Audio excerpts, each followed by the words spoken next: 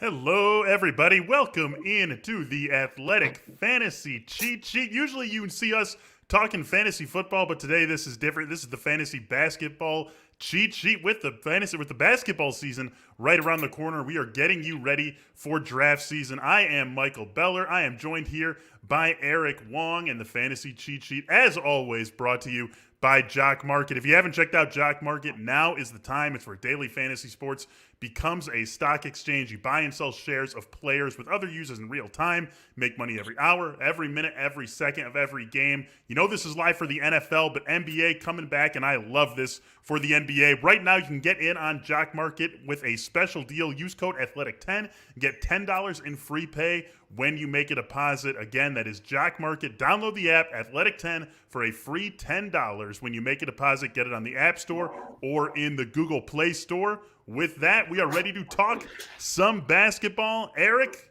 let's do it, man. Let's start right at the top with your first round rankings. And, a lot of people right now, and I can put myself in this group because I've been in this position already in draft season. We've got James Harden still at the top of your rankings, concerned about if they should still be pulling the trigger there with everything going on with James Harden and the trade discussions in Houston. Is he going to stick? Is he going to go somewhere? Why are you still comfortable making him the first overall pick? Well, I suppose I should clarify right away then that my rankings are based on my stat projections, right? Mm-hmm. So I put in my projections, and whatever it spits out is what I'm putting up as my rankings. That does not mean that is how I'm going to select players. And so Harden is a very risky number one pick, but he's so potent offensively, and his defensive stats are strong too, that as long as he's playing, then the stats are going to be there. And so he's a very risky pick. I'm trying not to get the number one pick because I don't want to make that decision. All right, so today is December 16th, right? The NBA season starts in 6 days. Let's say you've got a draft this weekend. Let's say things get to Saturday or Sunday, and this Harden situation is still not figured out. He's still unhappy in Houston, but he's still in Houston. Are you taking someone ahead of him? Are you pushing Anthony Davis ahead of him? Are you pushing Luka Doncic ahead of him? Or is he still going to be, if you're at number one, you're the first person on the clock, are you pulling the trigger on Harden? I think I'm going to be passing on Harden, and obviously it depends on your league rules. Anthony Davis is better in 9 category leagues.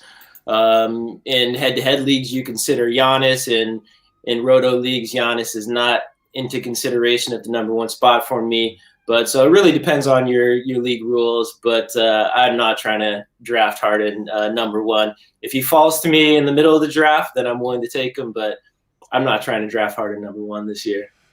So you've got James Harden up there still, even if you're not trying to draft number one. Anthony Davis, Luka Doncic. You mentioned Giannis Antetokounmpo, better in 9 category head-to-head rather than in roto. Steph Curry, Cat, Damian Lillard. That's basically looking like the first half of the first round, almost regardless of your style of fantasy basketball. Let's look at the back half of the first round. Guys like Nikola Jokic, Jason Tatum, Trae Young, Devin Booker. If you had to bet on one of those guys jumping from the back half of the first round to being a first half of the first round player next year, meaning they're going to have a damn good 2020, 2021, who's that going to be? Right. Well, I'd say the guy people should be considering, especially if you're in a dynasty format. So in my dynasty rankings that I have up on the Athletic, he comes in number 2, and that's Jason Tatum. I mean, this guy's future is super bright. The progression he's made over his first couple years in the league, his first few years in the league, jump to jump, huge jumps every year. And with Gordon Hayward gone, his usage rate's going to go through the roof. It's really just a matter of how efficient can he get. The field goal percentage is not there yet. You would think that will continue to climb, and he'll start to be a field goal percentage helper rather than someone hurting you in that category. And if that happens, all the other goodies are going to be there. He's going to be really strong. And he's a guy that I don't think he's going to be, top 3, 4 this year, but that's going to happen in the future. It's going to happen very soon. One of my absolute favorite players to watch. I feel like maybe Kevin Durant is the only just smoothness of offensive movement out on the wing has got him beat. But, man, Jason Tatum right there. And that's been a hallmark of his game going back to his years at Duke. If you're out there watching, thank you. Thank you for watching. Thank you for listening. Go ahead, drop your questions into wherever you're watching. We're going to get to as many as we possibly can here. We're going to mix in some of our other draft kit content. We've got Eric doing most of it. Eric Moody also joining him on that draft kit. Obviously, to get in on the draft kit, you've got to be a subscriber to The Athletic right now. You can get in on the holiday season fun, get a subscription for yourself, and get another one for free to gift to a friend. Just go ahead and check that out. Just type in theathletic.com. If you're not a subscriber, it'll automatically take you to one of those pages. Eric, let's move on to the second round. When I was prepping for my drafts, this is something that I leaned on very strongly. Your second round picks to pair with players who you've taken in the first round. So generally what we're talking about when we look at these guys is why are they second rounders, and then who are they the best person to pair with? Who should you be aiming for after you get out of the first round and into the second? You know, one guy who I really had my eye on, who unfortunately I was unable to get in either of the drafts that I've done to this point, either of the full season-long drafts that I've done, was Donovan Mitchell. Obviously a very popular player after what he did in the playoffs, something that is very fresh in all of our memories, a guy who can really go out and score it. What makes him someone who has climbed the board here, and is there a player or a couple of players who you would be more looking for to pair with Donovan Mitchell after the first round? Right, yeah, I mean, Mitchell was unreal in the bubble. He's definitely ready to take his game to the next level. He's another guy who the field goal percentage has been a detriment, and he needs to become more efficient. But I think that progression is going to come. He'll be a little bit better in that category, and the ball is going to be in his hands all the time. So obviously, a good player to have anytime you have a player like that. As far as pairings go, especially in roto leagues, you want to balance it out right away. So I like Karl Anthony Towns. That's a good guard center duo there that is very plausible. You should be able to pair those guys up. And I also suggested Luka Doncic, either roto or head to head. That would be a really good pairing. You're just going to get tons of scoring, rebounds, assists, and Mitchell's defensive stats should improve, I think, to kind of make up for the lack of defensive stats for Luka. Let's consider a couple of confounding guys who are going to go in the second round. These guys are veterans who we know basically what to expect from when they're out there. There are going to be questions, though, about both of them this season for very different reasons. Former teammates, too. I want to start with Kyrie Irving. The talent, undeniable. We know what this guy can do. There are obvious draws to his game and obvious drawbacks, considering what we've seen from him in recent years. Where are you going to be in your drafts when you are ready to take on the risk? Because there is risk associated with grabbing Kyrie Irving. Right. I mean, I think he's just strongly planted in the middle of the second round there. Definitely, if you can get him in the later second round, that's really good value. But, I mean, as long as he's healthy, I think you don't have to worry about his shoulder issues being an issue still. But I would say the bigger potential issue is that, Brooklyn has a lot of depth in the backcourt. They're going to be a strong team this year. So, people are expecting Durant and Irving to be playing these major minutes that other superstars are going to be playing, and I'm not sure if that's going to be the case. Something that interests me in Kyrie Irving, and I did end up landing him in a couple of drafts this year, is the new coaching staff that is in Brooklyn. Steve Nash, Mike D'Antoni, I mean, it feels like they should have sat Kyrie Irving down, pulled back some of those 7 seconds or faster Suns, and just put Kyrie Irving in front of the TV and said, look at what Coach Nash is doing here. This can be you. This can be you for the modern game. Is that something that goes into the way that you value Kyrie Irving, or am I barking up more of a narrative tree there? No, I mean, I think it's going to be a benefit to all of the Nets, right? Brooklyn should be a top 3 offense easily, and they could be the number 1 team in the league in terms of points per game. So, I mean, that would just help out everyone.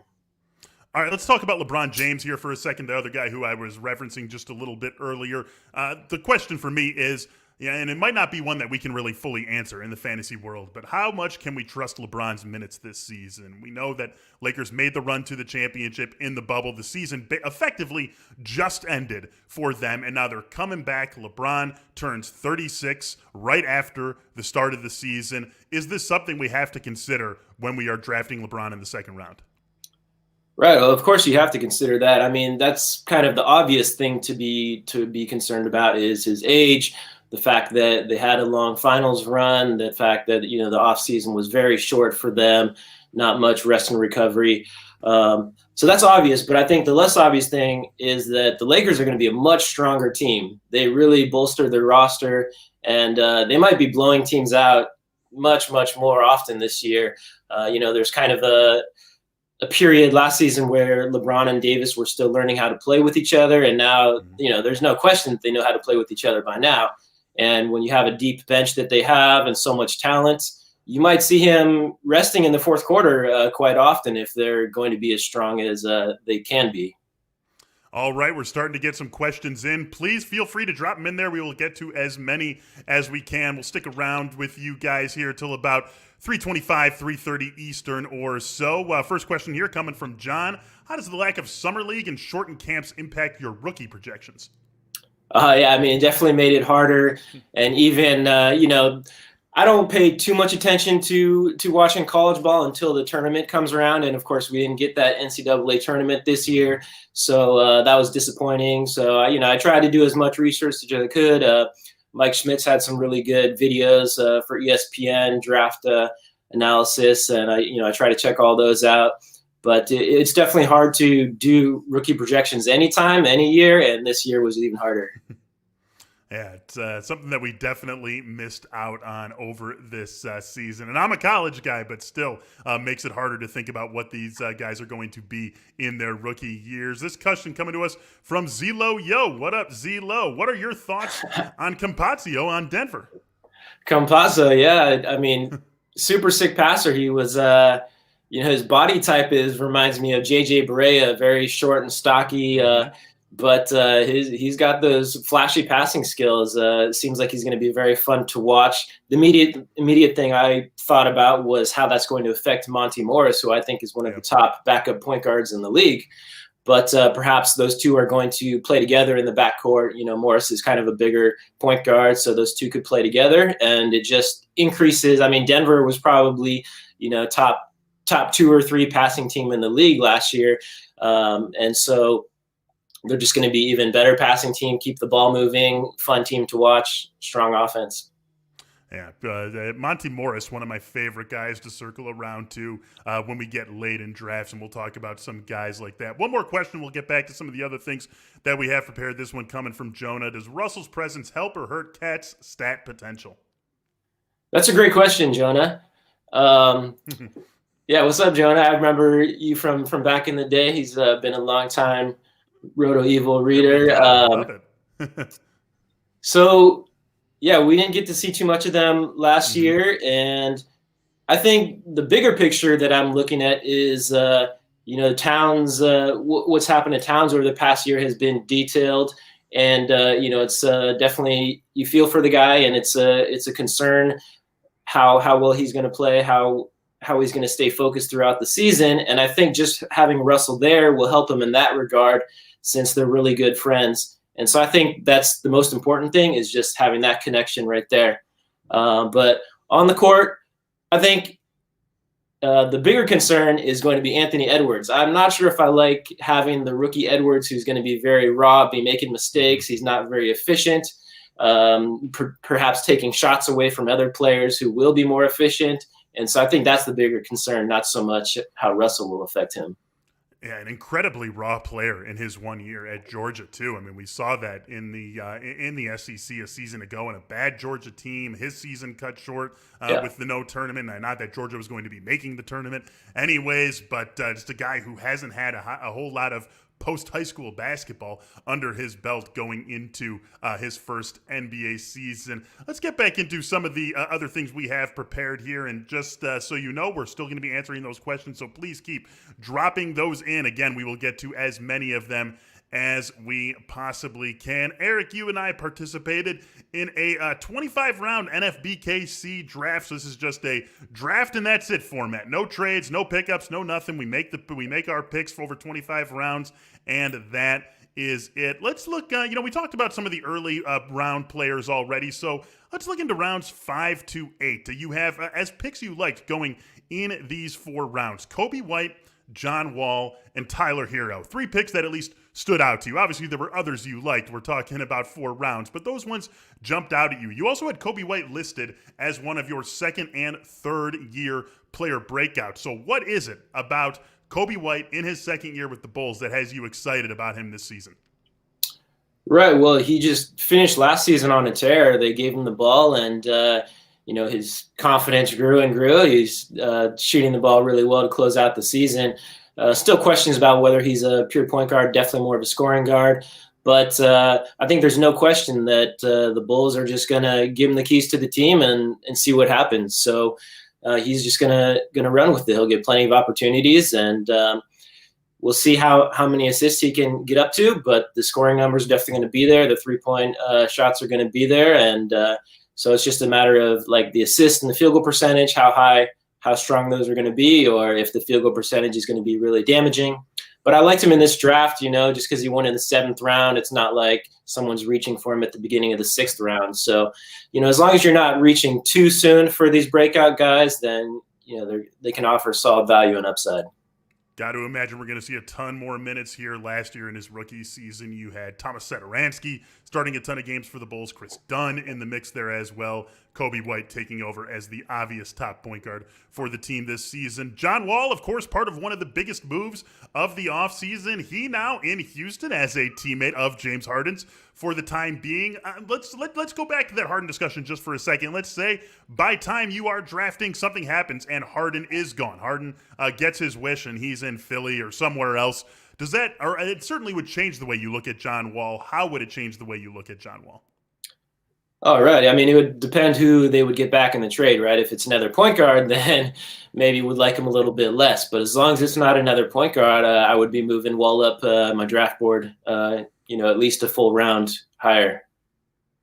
Tyler Hero, another guy that we have listed in this group, and he's another one of those guys like Donovan Mitchell, right? One of the bubble heroes, a guy whose profile was raised immensely in the NBA crowd, a guy who the college crowd loved coming out of Kentucky a season ago, but now he is going to be someone who is very popular. It feels almost like he's one of these guys who you're going to have to reach for if you want him on your team. How comfortable are you making him someone like that you're going to reach above ADP to get Tyler Hero? Yeah, I mean, his ADP, let's see, I don't have it right here, but in this draft, he went at the end of the 8th round.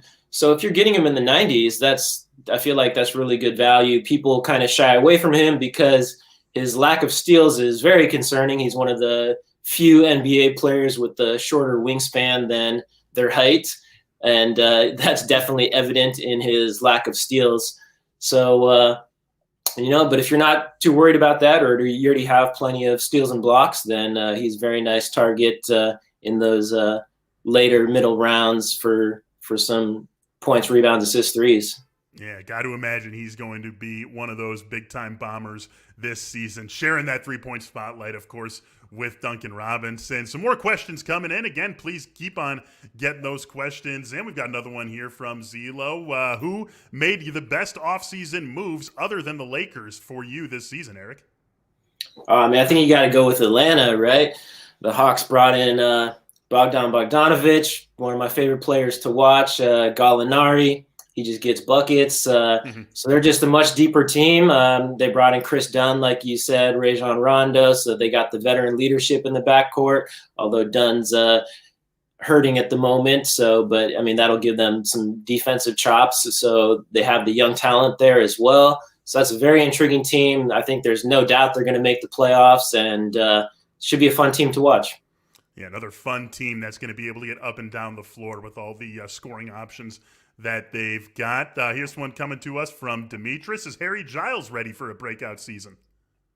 It sure seems like it based on his first 2 preseason games. He's been putting up some huge numbers and just needed a fresh start, I guess, in Portland. And, Nurkic is going to play the bulk of the minutes there, but I guess it's not a sure thing that Enes Kanter is going to be his backup the way Giles is playing. So that's going to be healthy competition.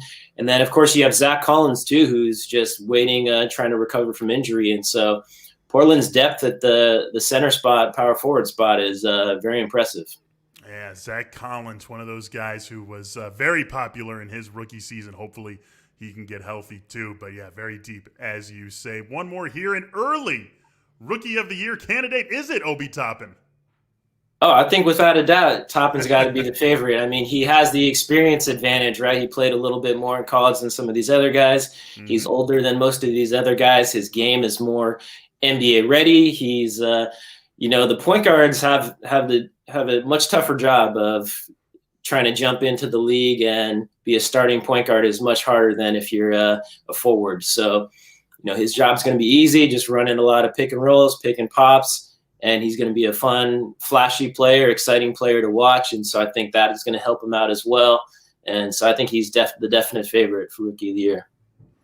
All right, Eric. Again, everyone out there, we got a couple more minutes here. So if you got some last questions for Eric, please go ahead and drop them in. I want to talk about some of your 4th and 5th year breakouts here, Eric. It's an interesting group of guys. These guys are well known to us. They're guys who are well liked in the fantasy world, but by putting them in this column, you think that these are guys who are going to take even another step forward. For me, the most interesting of this group is the guy who we have listed first in our show sheet here, De'Aaron Fox. Already an established guy in what he can do.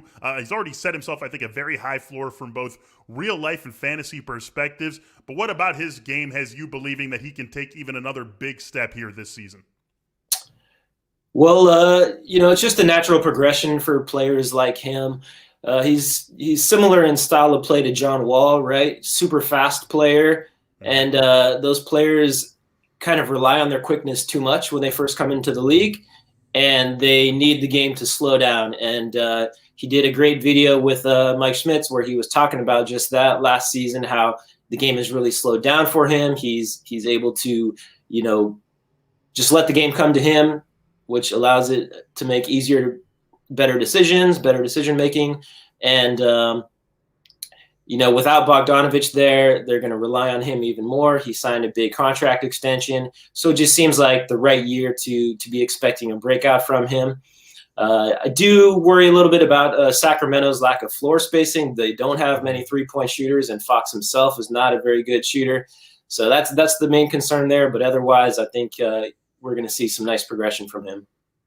Been focusing so far mostly on perimeter guys, and not by any sort of design. That's just the way things have gone. So let's throw it into the front court here and talk about Chris Boucher, sort of an older guy to be in his 4th year in the league, in his age 28 season. Gave you a decent enough year a year ago, but in limited minutes. What do you think is here for him this season that's going to have him being a guy who we talk about as a breakout player by the end of the season? Right. I mean, he's become one of the most interesting players in drafts because I think everybody wants him. But then the question is, how early are you willing to take him, especially given the fact that he's never proven to be, much more than a 20-minute player. Nick Nurse has really just played him in limited spurts. And, even when guys like Ibaka last year were hurt, he would still, only play around 18 minutes a game or so. Of course, in those limited minutes, he really stuffs the stat sheet, and that's what makes him so intriguing. That's why everyone likes him. So you got to think he's at least going to get a slightly bigger role this year. Ibaka and Marcus Gasol are gone. Aaron Baines is going to start at center, but he's getting up there in age and is still just like a solid guy. It's not like he's going to be playing major minutes against smaller teams. They would probably rather have Boucher out there for a little more flexibility on the defensive end.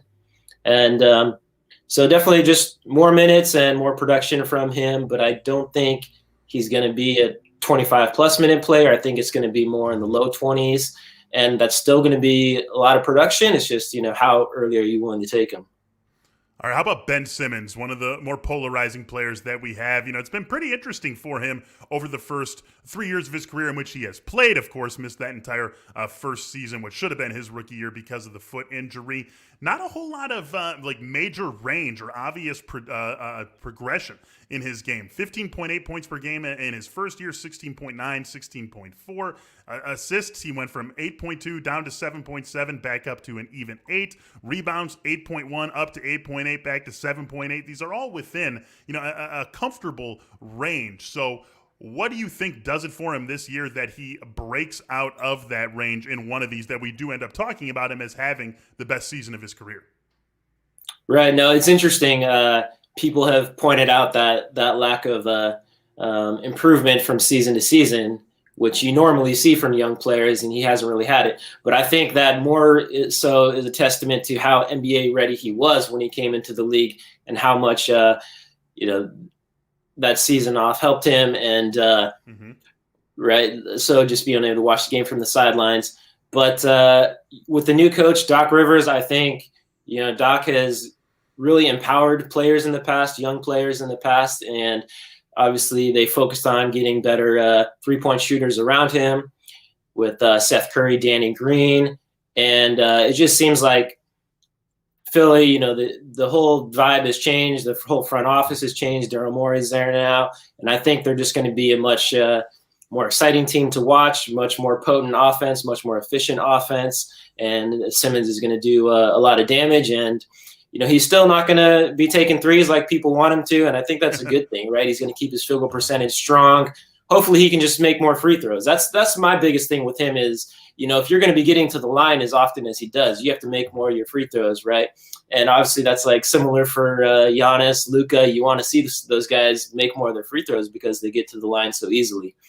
But if he can do that, and he could very easily lead the league in assists potentially. So the awesome steals are there. He led the league in steals. One of the top defensive players in the league.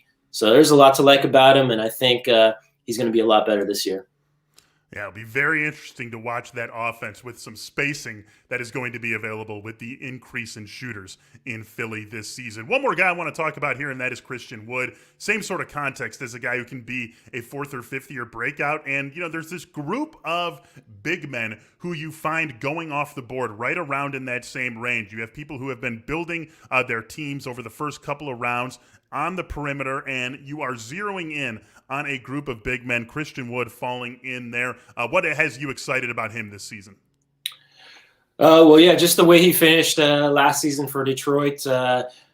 Very multi-dimensional, versatile big man. He can hit threes.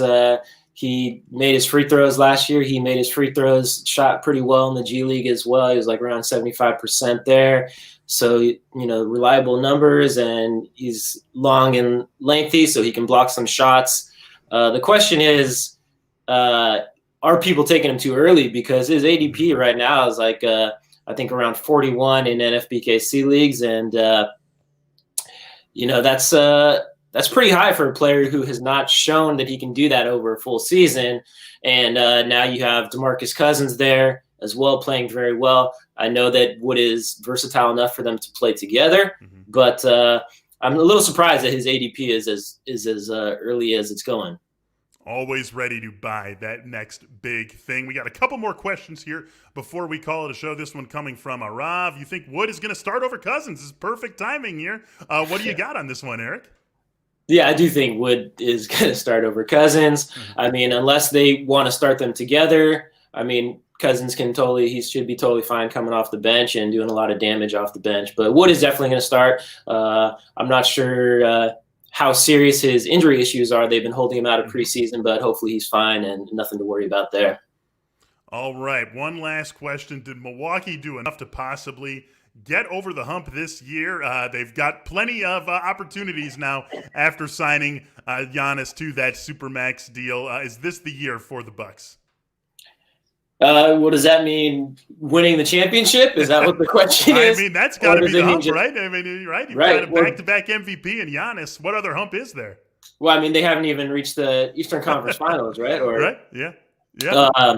So, no, they did not. I was really excited when that Bogdanovic trade was going to happen. Like I said, he's one of my favorite players. That would have been huge for them. I was like envisioning a pick and roll with Bogdan and Giannis, and then that trade fell through. And so, Drew Holiday's great player, stud defender. Their defense is going to be strong. Hopefully they've learned their lessons about needing to be more flexible and more willing to change things up in the playoffs. I think that has been their biggest weakness right there. But as great as Giannis is, how he's pretty much unstoppable when he wants to be, I don't think they have enough around him still. Chris Middleton, Dante DiVincenzo, Drew Holiday, not quite enough perhaps, but that is something that we can get into the rest of this week as we lead up to the start of the season and then all season long. Be sure to follow with us right here. Be sure to follow along with Eric's draft coverage, especially if you have a draft coming up here. Check out that draft kit and check Eric out on Twitter at Roto Evil. That's going to do it for us here on the Fantasy Cheat Sheet with The Athletic. Again, brought to you by Jock Market. Go ahead and check out our partners at Jock Market now. Use code TheAthletic10 to get yourselves $10 in free credit whenever you make a deposit. Not The Athletic 10, just Athletic 10. $10 in free play when you make a deposit at Jock Market. Eric, thanks so much, man. Thanks for joining us, and good luck in any drafts that you still might have ahead of you. Hey, thanks, Michael. Thanks for all the questions, guys. It was fun. All right, that's going to wrap things up here. Thanks for tuning in, everyone.